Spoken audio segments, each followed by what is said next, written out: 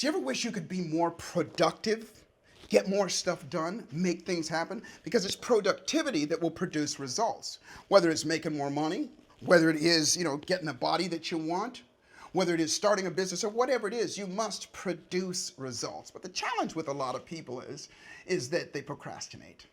They hesitate.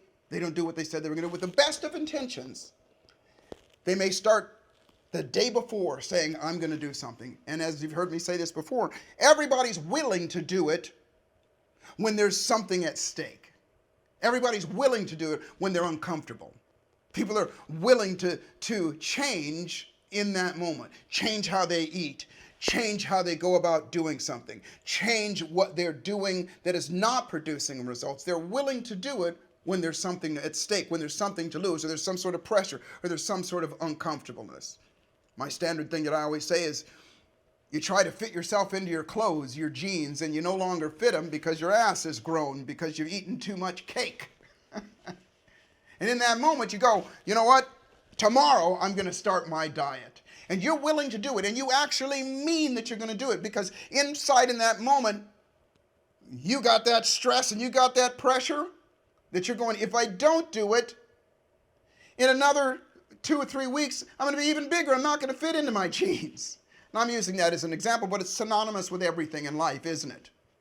And then what happens is tomorrow comes around. And one of two things happen. There's some lingering bit of that stress, and you go, okay, like I said, tomorrow, I'm going to start my diet. I'm going to do my diet. And you maybe even start it. Most people don't, by the way, because the pain goes away. That's the way we're designed. And we go, okay, well, I'll do it tomorrow. I'll do it tomorrow. But even if we get started, what happens to most people is they'll get started, 1, 2, 3 days go by, and all of a sudden they drop off, they run out of steam, and they start to procrastinate. And the worst part about it is they blame themselves. What is the answer to that? What is the solution to that? Is to be more productive, because that's what you want, to produce results, to do something to produce results. And results only come from you doing something, for creating something. And so today I'm going to talk to you about, there's 4 different things that you can do to become more productive. To become more productive. You know what I say? It's just to be more productive, but become. And more productive, because you already are productive, meaning you're producing some results in some areas of your life. No, you just switch it over. And I call that being effective. Your level of effectiveness, your level of your ability to get yourself to do something. I'll give you an example. When I was a kid, I wasn't such a great student. I wasn't such a great kid. I remember my mom used to always say, when you grow up, you're going to have a kid just like you. And she would say that because she was frustrated with me. I wouldn't do my homework. I wouldn't do my schoolwork. I wouldn't clean my room. I wouldn't do, the things that I needed to do, that they would suggest that they would do. I wasn't a great student.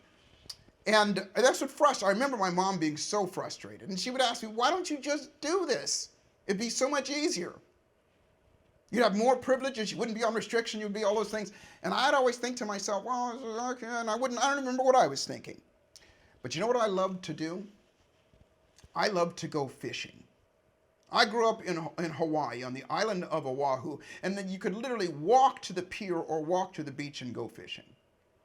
And that was just my thing. I'm talking about 10, 11 years old. And I knew all of the fish in the sea. If you told me a fish, where they, what their habits are, where they live, what they eat, I could tell you everything about fishing. And if you told me I got to go fishing the next day, I would be up at 4 o'clock in the morning. I'd have all my stuff ready. I would have done everything that it would have taken. And I'd be out there fishing, doing it and having a good time. And one day my mom said to me, she goes, what is it? She goes, when you get to go fishing, you get all your stuff done. When you get to go do what you want to do, you get all your stuff done. But yet I ask you to clean your room, I ask you to do this, I do this, and you don't do it. Why? And I thought I was being a smart ass to my mom. And I said, well, Mom, it's simple. I want to go fishing. I don't want to do those other things. And instead of my mom getting upset with me, I remember this big smile on her face, and she said, okay, well, the solution is simple. And I go, what? And she goes, learn how to want to do the things that you don't want to do. And even at that age, I thought, well, that's ridiculous. But that's the trick. You have to develop a new relationship with the things that you don't want to do, the things that are uncomfortable, the things that are not natural, and make a habit out of that. Now, so what is a habit? A habit is anything that you do automatically that you don't have to think about, that's unconscious. You have a habit of tying your shoes the same way. You have a habit of brushing your teeth the same way. You have a habit of doing certain things. And why the habit is there, why it's there for our lives, is so that we don't have to overthink things every minute of the day. Because if you had to think about everything that you do, how you drive a car, how you ride a bicycle, how you write, how you do all those things, you would go crazy. And so your brain has shortcuts called habits. But here's the great thing about habits. Habits are programmable. You can program yourself to have habits. One of the easiest ways and one of the most common ways is repetition. We'll get into that here in just a little bit. But I'm going to give you 4 things to create more habits to become more productive. And remember, productive is doing something, whatever it is. And here's the 4 characteristics. And then I'm going to give you how to do it. Number 1, write this down. And I forgot to tell you this. I usually say it at the beginning of every video that you must take notes. Not just, like I said, so that you can write things down, but so that you have them, so that you can go back and go, let me do this again. So number 1 skill that you have to master is planning. Planning. That's right. Now, most of us, as soon as we hear the word planning, it's like, oh, no, I don't want to do that. Stop. Planning means just write down what you want to do and how you're going to do it. That's it. Remember, what you write is what you invite. So if you're going to, like for example, I use the example of somebody going on a diet or developing a new a regime. Rarely do they, when they're in that pain and they're busting out of those jeans and they're feeling the pressure, rarely do they go, okay, here's what I'm going to do tomorrow. And they rarely write it down. As soon as you write it down, it becomes something concrete and real for your brain to latch onto and go, this is possible, this is what I'm going to do. And you put it in your nervous system, in your unconscious mind, that this is what I'm going to do. Plan it out. Plan out what your meals are going to be. Plan out when you're going to go to the gym. Plan out what exercises that you're going to do. Second step, schedule it. Is the other thing that people don't do and they fall down on. As you do these things, remember, our outcome is to develop different habits of becoming more productive and having that habit of becoming more productive. Scheduling is so critical. If you don't schedule it, it's just going to stay in your brain. Get out your calendar, put it in Siri, do whatever it is. Even if you got to schedule out every minute of the day. There have been things that in my life that I knew I needed to do, something I needed to learn, and I would literally schedule, through my day. It doesn't sound like fun up front, but remember, that stuff goes away and you get to simplify it. Because remember, what a habit is the simplification of steps. So when you go, okay, I'm going to eat, this many calories, so I'm going to do this many sit-ups, I'm going to do all that stuff. That's all the stuff that you schedule, that you put up front in the beginning. But guess what? It boils down to get off your ass and exercise. It boils down to eat the right foods. That's it. It's that simple. So the intricacies of something become smaller and just become what we call chunked into pieces. You know that old saying, how do you eat an elephant? One chunk at a time, one piece at a time. Chunk it down into small bite-sized pieces. That's going to happen. But first, you've got to write down. First off, you've got to schedule it. All the things that you're going to do, you got to plan it and you got to schedule it. And then when you do that, the next thing that you have to do is execute it. That's right. You got to get up and you got to do it. Life is not going to hand over its bounty of treasures to those that just have willpower. Remember, we will do something when there's pressure. We want to do something and we say we're going to do it. And life does not work that way. Willpower, that's pretty much worthless for the most part with regard to producing results. So what that means is you got to do it. Does that mean you have to do everything? No. Do something towards the attainment of your goal. Something. Now here's the deal. You're saying, okay, well, Joseph, wait a minute. If I wrote down that I've got to eat only lettuce until noon, and then after noon I'm going to eat, just another bag of fruit or whatever, I'm going to do that. And what if I only do the lettuce in the morning? Should I still be, is that doing something? The answer is yes. You did something. Did you do more than you did yesterday? The answer is yes. And that feeds into the last piece, which is always the last thing, and that is you got to give yourself some sort of praise. Now, I'll go through these things again so you know what they do and how to put them in sequence.